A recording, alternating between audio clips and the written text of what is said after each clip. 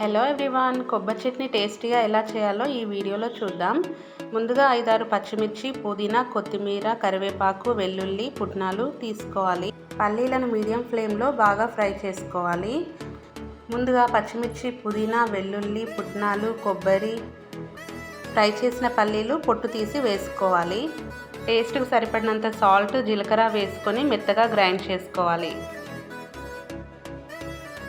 ఇక్కడ మనకు కావాల్సినంత చట్నీని మాత్రమే తీసుకోవాలి. మిగతాది బాక్స్లో పెట్టి ఫ్రిడ్జ్లో స్టోర్ చేసుకోవాలి.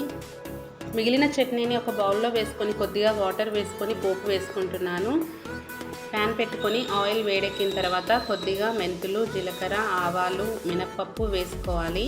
ఎండుమిర్చి, కరివేపాకు కూడా వేసుకోవాలి. లాస్ట్లో కొత్తిమీర కూడా వేసుకొని చట్నీలో వేసి కలుపుకోవాలి. ఎంతో టేస్టీగా ఉండే కొబ్బరి చట్నీ హోటల్ స్టైల్లో రెడీ అయిపోయింది.